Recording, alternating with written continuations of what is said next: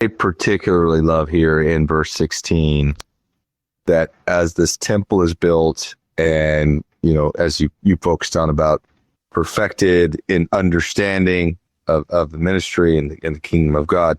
And then in verse 16, he says, yea, and my presence shall be there, for I will come into it, and all the pure in heart shall come into it, shall see God. When we go to the temple today, we focus quite a bit on that culminating blessing that we seek through the veil of entering into the presence of the Father. And I hesitate to speak for everybody, but my feeling is I get a sense that most people view that as a blessing to be had at some very future state of physically entering the presence of the Lord. Now, without sounding too sacrilegious or crude here, that doesn't really matter.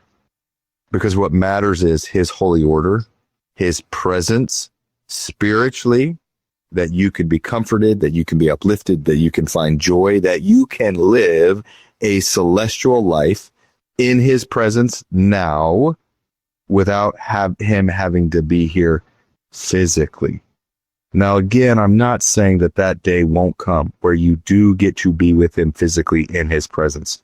What I am saying, though, is the joy and the peace and the light and the love that floods your life and your heart and your mind can be had now just as much as it can be had at some future point in the eternities when you get to physically stand next to the Father and witness him physically. But that doesn't mean it's going to feel any different than what he's making available to you today.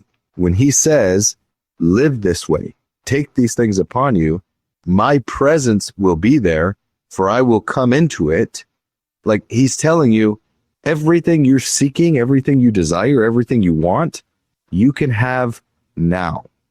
Because the impact, the effect, the blessings of it to you in your life will be the same, just as great right now in this life as it will be at some future point in time when you physically enter into the presence of the Father.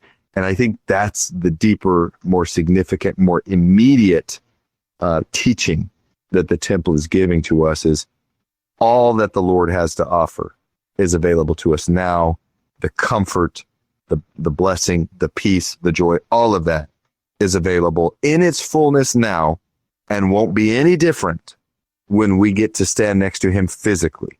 It'll be the exact same available to us that we have available to us today. Hit that like button, leave us a comment, subscribe to the channel. We really appreciate it.